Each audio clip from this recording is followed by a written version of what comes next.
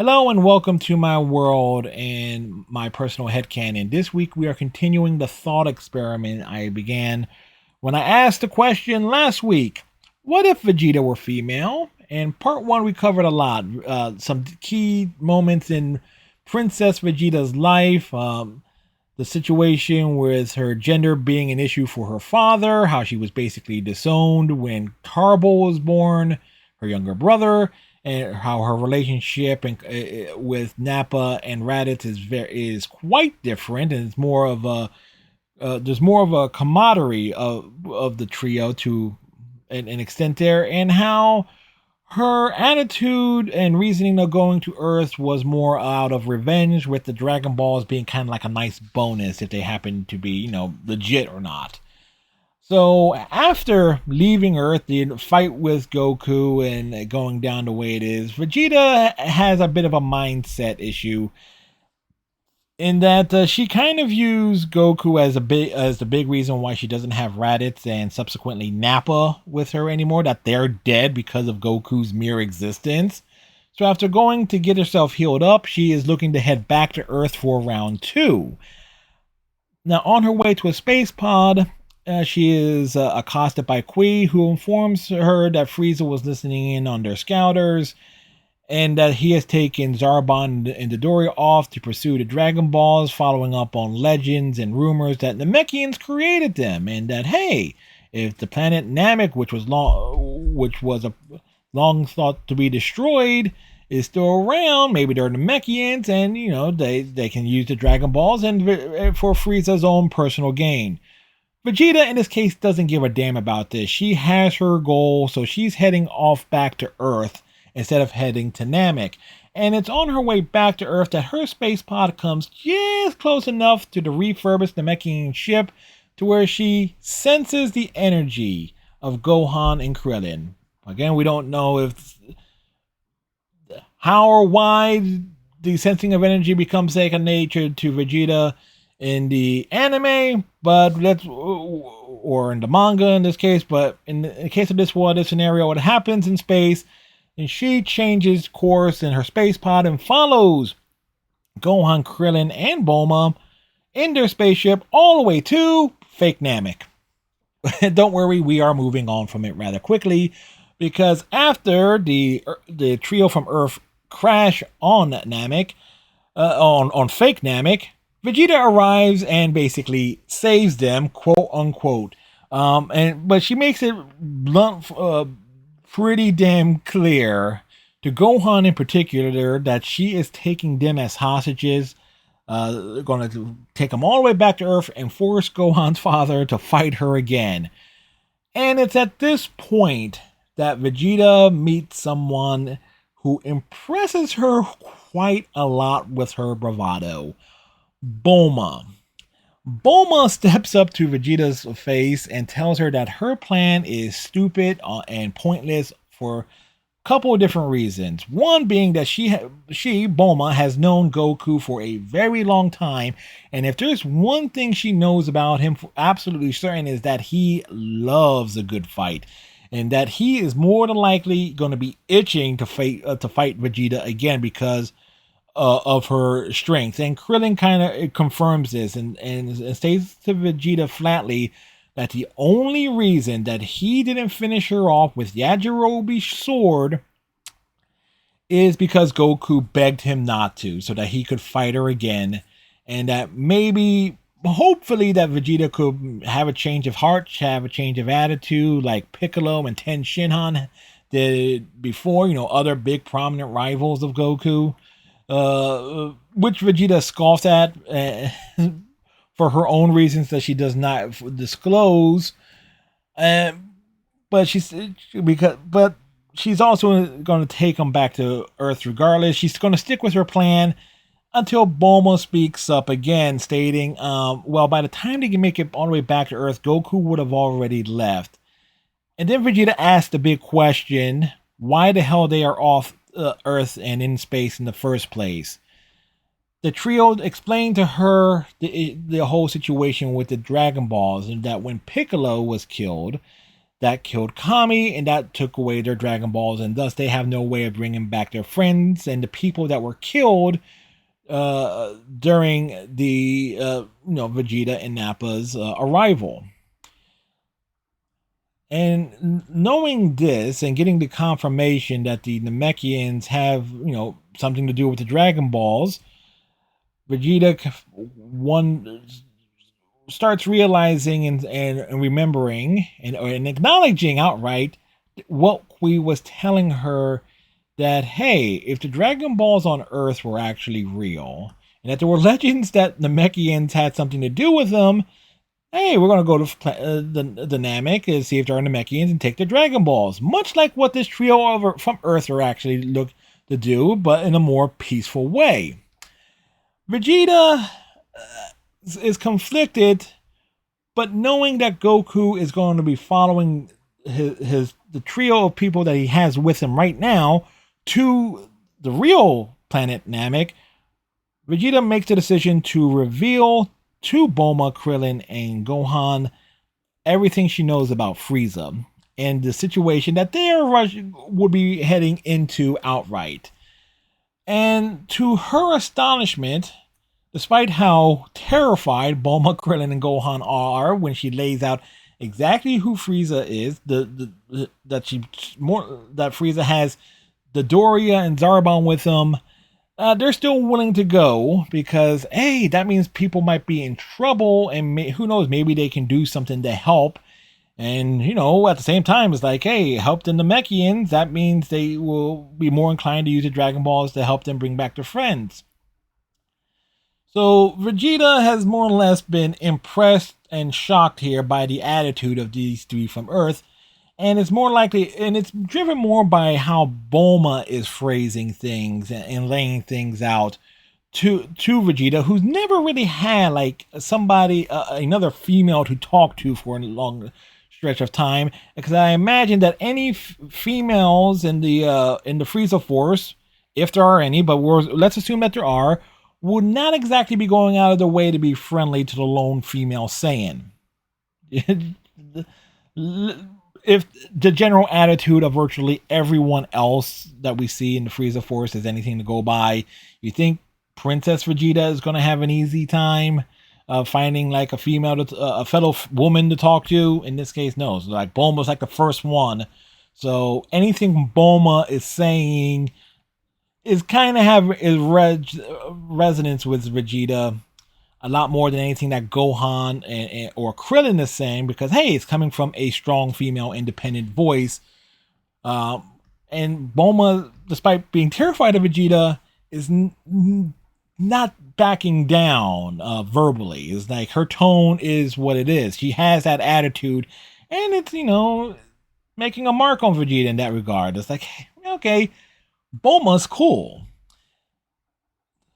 The bald short guy and the kid with the terrible haircut, not so much. It's like, so it's Bulma basically, kind of getting Vegeta to, open up her worldview a bit as relates to, hey, pursuing this vengeance thing with Goku is not necessarily a good thing in the long run here. So because of this, a uneasy alliance is formed. Vegeta joins the trio in their ship heading off to the real planet Namek, with Vegeta's pod following via remote control. They arrive at the same time as they would in the original. Vegeta easily dispatches with the two Frieza soldiers that accost Bulma, Krillin, and Gohan originally. The ship still gets damaged in the process, but it's it has to happen there. There's like that extra peril that, okay, we're going to end up being stuck on Namek, but if get the Namekian Dragon Balls, which back Piccolo, which brings back Kami, use the Dragon Balls on Earth to bring them back. So it's like, okay, at least there's a backup plan. Bulma also impresses Vegeta again here with the revelation of the Dragon Radar, and also telling her that she was the one that invented it in the first place. So again, this impresses the princess of all Saiyans that, okay, Bulma's attitude is like, okay, strong, independent woman, smart, has a bit of an attitude. It's like, okay, Bulma is definitely cool. But so getting into it here, like hit the plan of attack. Like, how would they go about finding the Dragon Balls on Namek with the Dragon Radar, and Vegeta being also bringing up a particular concern that she has of her own power level.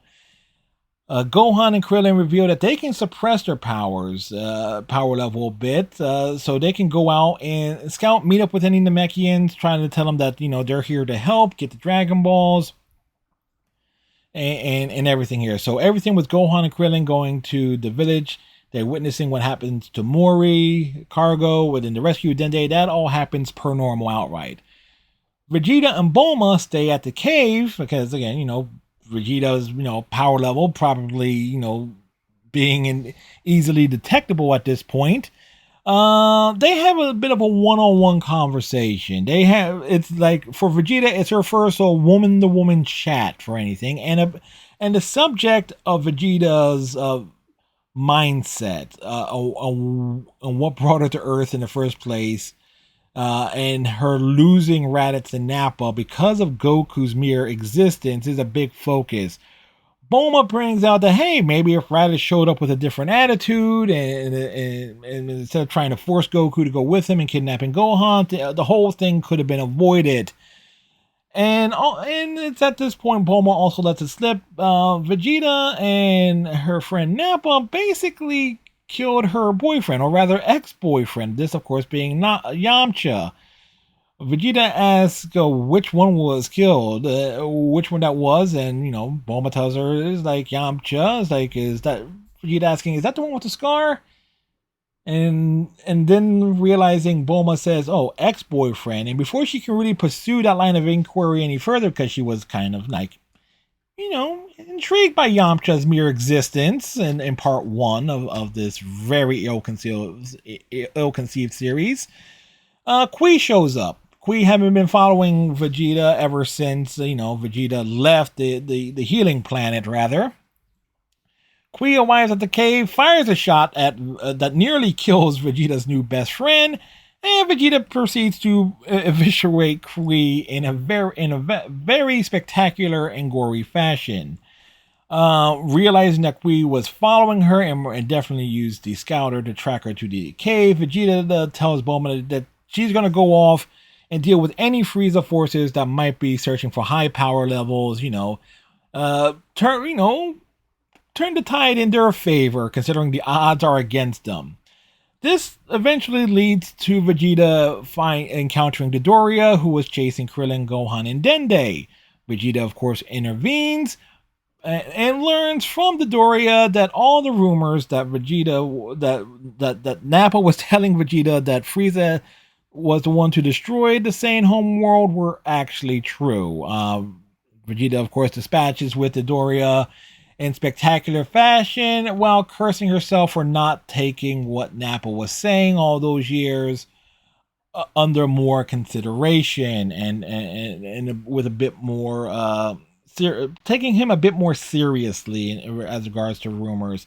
Then again, her attitude towards the destruction of planet Vegeta was a bit more like, oh well, it's like, because of how Saiyan society was, it's like she didn't really have any fondness for it, but it meant a lot to Nappa at the same time. So it's like, okay, taking that into account here.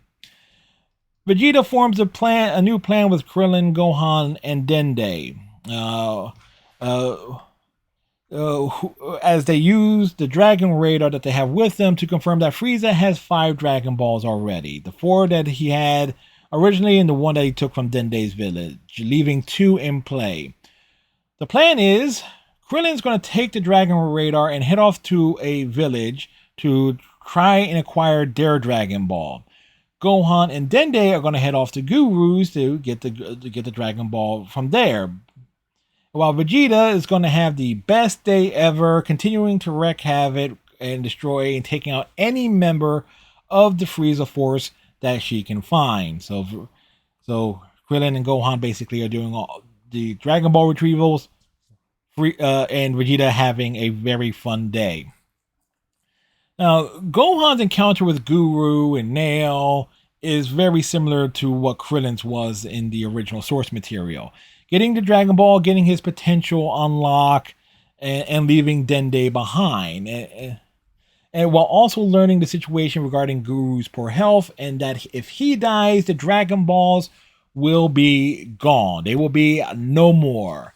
Krillin's encounter with the village that Vegeta destroys in the original is a little bit more tense, as Krillin has a devil of a time convincing the leader that he's not with Frieza, and is only believed when the Dragon Radar that he has with him indicates that one Dragon Ball is not being taken in the direction of the other 5, indicating that to them that, hey, my friend Gohan has this ball, and he's taking it back to where we're camped at.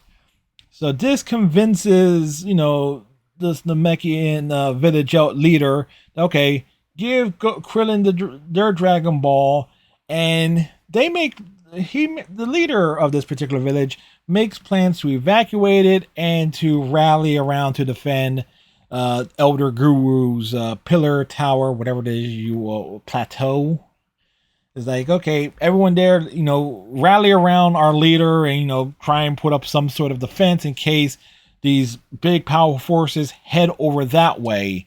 So it was like, okay, so that's what happened. I know a lot of folks will say, it's like, wouldn't the people in this village go off into the mountains and hide? Nah, I don't think so. It's like, okay, now that they know that there are people there trying to help and trying to run interference as it relates to Frieza's forces, I kind of figured that the Namekians will want to try and defend like their Guru to some extent. Again, this is Dragon Ball's Guru, not Dragon Ball Z Abridges Guru we're talking about here. Getting back to Vegeta, the princess of all Saiyans, does have her eventual encounter with Zarbon, and it goes down exactly as it does originally. Vegeta having the upper hand at first until Zarbon transforms and beats the ever-living crap out of her. And also revealing to Vegeta that Frieza also has the ability to transform and get a massive power-up as a result of it, which of course terrifies her considering how powerful Zarbon just got. With Vegeta defeated, the whole situation of Zarbon going back to Frieza, only to go back and get Vegeta so that she can be interrogated after Frieza gets word that a village was abandoned before any of his forces had the time to get there to secure the Dragon Ball from it, kind of has Frieza curious as to, okay, why is Vegeta here? Why is there a village that we didn't get to before, has no Namekians in it and no Dragon Ball? So yeah, Vegeta is going to be heading to the interrogation chamber, or whatever it is Frieza uses for an interrogation room in this case.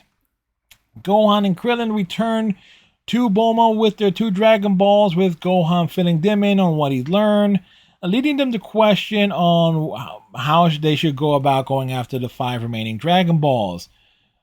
Of course, Frieza and Zarbon, are preparing to figuring out how they're going to track down their 2 remaining balls since they have no scouters. Vegeta's in the healing pod, being brought back up to health after his beatdown from Zarbon. She breaks free and goes through the whole thing of tricking Frieza and Zarbon and thinking that she left Frieza's ship outright, but instead she's hiding in it. She finds a lovely bunch of Dragon Balls in Frieza's quarters. She gives them a toss to planet across before flying off to making her escape official. Not wasting any time in wanting to collect the 5 Dragon Balls, Vegeta chooses to make a beeline straight back to the cave to regroup with Bulma, Krillin, and Gohan, only for Zarbon to happen to see her and follow in hot pursuit. Vegeta arrives back at the cave, impressed that Krillin and Gohan secure the true Dragon Balls. Of course, Zarbon arrives almost immediately thereafter. Vegeta curses herself for being followed, being a bit careless here, engages full force with Zarbon, this time securing the victory because of the old saying trick of getting stronger every time they are beaten to near death. The quartet have a bit of a powwow. Since they have the Dragon Radar, they can easily track where the 5 Dragon Balls that Vegeta tossed out of Frieza's ship has landed. Vegeta noticing that Gohan is way stronger than he was earlier, and it's here they actually get on the horn to communicate with Earth. They learn that Goku is on his way, making Vegeta excited for a rematch, considering how powerful she has gotten. Only for Bulma to call out how stupid that is, considering everything that's going on. With Vegeta casually responding that, oh, they can just use the Dragon Balls to wish for her to be immortal, which does not go down well with Gohan and Krillin being a bit horrified, considering they have come to trust her and, and everything that's been going on. But it's Bulma who calms the situation down, stating the obvious to Vegeta. If Vegeta was immortal, that would kind of make her rematch with Goku pointless. So kind of speaking her woman to woman is like, okay, knowing how Goku kind of thinks and figuring Vegeta has kind of like that same mindset to an extent of wanting a good hard fight. And Bulma also stresses to Vegeta that she basically could wish for her companions back, just like what they want to do with the Dragon Balls. And it harking back to their earlier conversation that they had one-on-one. Vegeta didn't really consider using the Dragon Balls to wish back Raditz and Nappa, and takes a long moment to self-reflect on the fact that she could have her companions back. And then she starts thinking about everything, about how Raditz learning about the having just the idea that his long lost brother is out there, and how he just runs off pursuit of that and ends up getting himself killed. Vegeta thinks about how she accidentally killed Nappa when Nappa was getting beaten down by Goku. And then she starts thinking about more and more. She starts thinking all the way back to her childhood and how she was basically disowned by her father because of her gender, particularly once Turbo was born, and that Nappa and Raditz basically were her family. They were with her when the order came through to return the planet Vegeta before it was destroyed. They were with her for over 25 years, or 26, 27 years, depending on your variance by timeline. And she starts realizing and thinking that she would do anything to have them back. Vegeta ends up being in tears when all of this hits her, when she actually takes a moment to consider everything, and that she has the possibility of getting the two most important people in her life back. She slumps to the floor, and Bulma is there to console her, and while suggesting to Krillin and Gohan that they go off and get the use the Dragon Radar, get those 5 Dragon Balls, and like maybe see about making their wish and everything of that sort. So that leaves us here with a bit of a cliffhanger, because Frieza eventually learns of Zarbon's death and proceeds to summon his most elite fighting force, the Ginyus. And and I know exactly how long this video is here. At this point, it's about 24 and a half minutes long. And that is where I left off on my notes. So that is where we're going to leave things for right now. But I kind of hope I detailed as much as I could, and it's like how I figured things would be different. Yeah, to a very large degree, with Vegeta's mindset being different here. Um, and personally, I'm rather pleased with it. I don't think I conveyed it verbally well enough. Maybe at some point I'll publish my notes or on my blog. Maybe when this entire thing is finished, and this way you can see my notes and everything down, how I put things down. But yeah, but I'm actually having a lot of fun with this and just laying everything out to a very, very large degree. And I hope that you're enjoying this as well as my rambling and rants here. So next time out, as soon as I write it, we'll cover like the rest of the Namek saga, and cover as much as we can in that regard. So with that said, tighten your friendship bracelet, stay safe, like, comment, subscribe if you're so inclined, and we will see y'all in the next video.